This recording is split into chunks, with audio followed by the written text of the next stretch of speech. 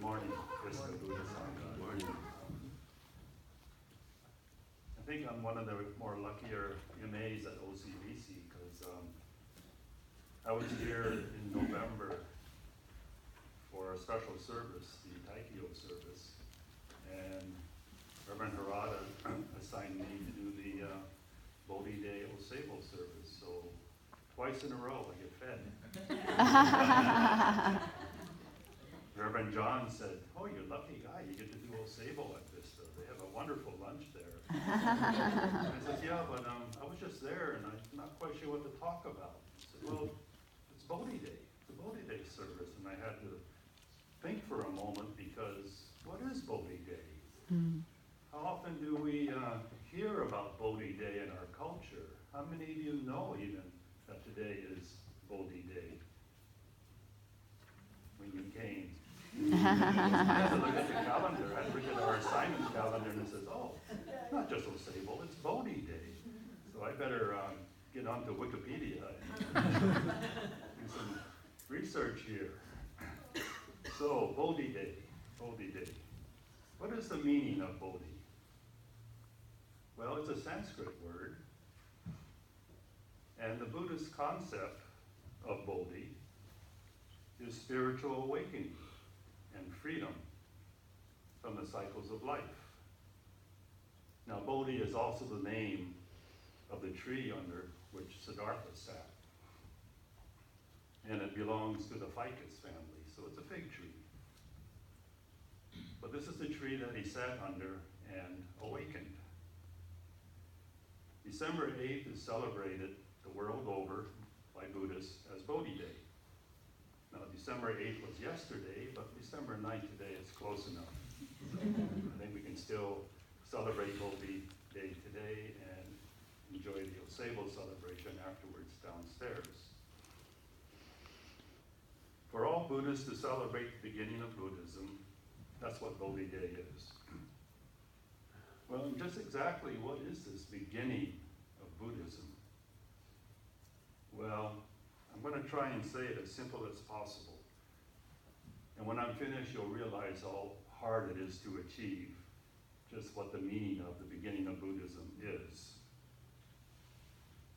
Siddhartha discovered that the root of suffering, he found the answers to suffering. Greed, anger, stupidity. Now we can label it gas if you want to remember it in a certain way. Greed, anger, stupidity. Another word for it is temptations. And so where do we assign blame for our temptations? Obviously outside ourselves. It's never my fault. It's always the other person's fault, or the event, or the circumstance.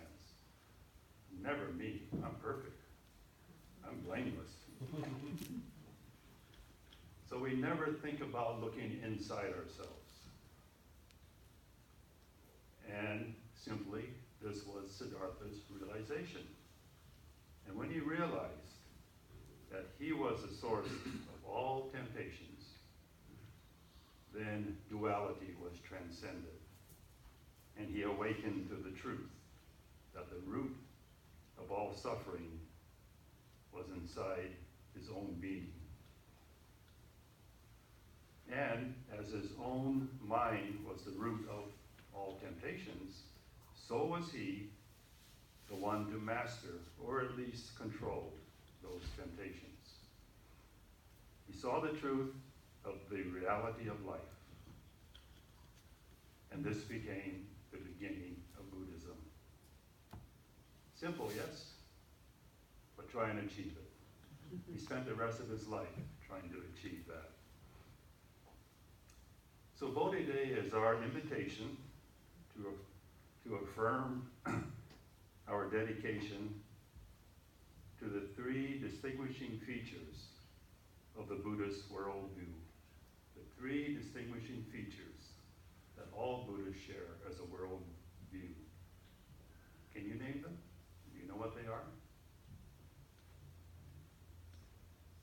I couldn't until I had to refresh my memory back in my notes. Like I say, I'm not really a Buddhist. I'm a Buddhist appreciator, so I have to keep going back to my notes. The first is wisdom. Number 2, compassion. And number 3, kindness. Wisdom, compassion, and kindness. That is the distinguishing marks of the Buddhist worldview. And so it is no surprise, at least to me, that Buddhism is enjoying a sort of a renaissance at a time when our poor planet needs kindness and compassion and wisdom more than ever.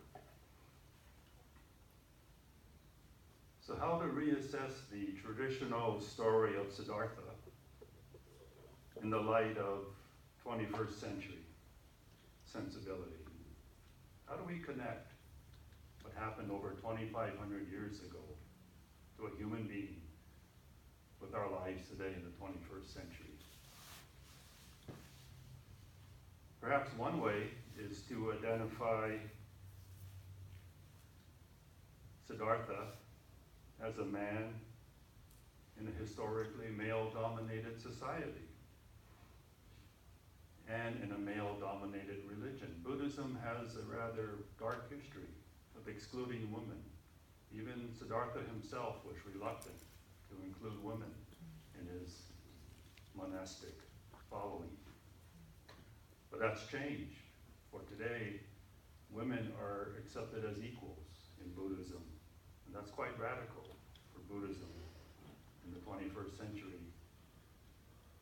Now, maybe not all schools of Buddhism, but our school, Shin Buddhism, certainly welcomes women as equals to become minister assistants or even ministers. Look at your 3 MAs here, Judy, Ross, and Tina. And at Orange County Buddhist Church, Reverend Mutsumi Wandra, and very recently, Ellen Crane received ordination. Another way might be with his intention. Keep in mind that Siddhartha came from a very rich, wealthy, titled, royal family, and he gave it all up. And he pursued his quest to answer the question of suffering throughout his lifetime, realizing that regardless of your status, regardless of your wealth, regardless of your title, regardless of your power, the question of suffering and how to end it applied to everyone equally. And he maintained that intention to the very end. Keep in mind that the first step in the Eightfold Path, do you know what it is? In Siddhartha's or the Buddha's Eightfold Path? Right view, which can also be expressed as right intention. And in our service book, it's defined as to keep free of prejudice and superstition and to see the true nature of life. Maybe a third connection from Siddhartha's time to our time might be looking at his humility. Humility is a very broad and important concept, particularly in Shin Buddhism. And I was thinking, if Siddhartha were here today, can you imagine, if he was here today, can you imagine Siddhartha of today going on talk shows? Or attracting large numbers of Facebook or Twitter followers? And publishing books? And presiding over spiritual centers and hordes of rap and eager followers? That is not Siddhartha, of course. However, some of the spiritual leaders, so-called spiritual leaders of today, do exactly that, but not Siddhartha. He lived as a homeless monk, walking from village to village, devoting his life energies to erasing the suffering of others. He lived a life of true humility. And to me, living a life of true humility is the most difficult of all spiritual virtues to inhabit, to even think about, and yet to even think about trying to sustain humility. How many times have you caught yourself, if you've been awake and mindful, that your ego took over and your humility disappeared? It's happened to me so many, many times. So embracing the light and the wisdom of humility and kindness and compassion, that is the timeless inspiration and significance for Bodhi Day. That's the reason for Bodhi Day. For the suffering of humanity and its roots persists today as it did in Siddhartha's time. Times have not changed. And the question still remains, how to overcome greed, anger, stupidity, gas, and create instead a truly kind and compassionate society. So what should be our authentic response to the world's pain as it exists today? What should we as Buddhists, how should we respond? And I answer simply, embrace humility. Because if you embrace humility, the other two will naturally follow. Kindness and compassion. Without humility, you cannot have kindness. Without humility, there is no compassion. So embrace humility. And then kindness and compassion will fill you. And I think you'll have a much, much stronger appreciation of what Bodhi Day means. I'd like to conclude with a Japanese proverb. The more ripe a cluster of rice becomes, the lower it bows down its head. Mm-hmm. So you can't remember how to be humble, you can't remember humility. Think of a rice cluster and how it bows down its head. Also think of the symbol for Shin Buddhism, the wisteria. It grows downward. It was picked for one reason and one reason only, to embrace humility. Because without humility, compassion and kindness are absent. So those are my thoughts for this morning. Thank you for inviting me here, and please join me in Gasho. Namo Amida Butsu, Nama Meda Butsu, Nama Meda Butsu, Namanda, Namanda, Namanda.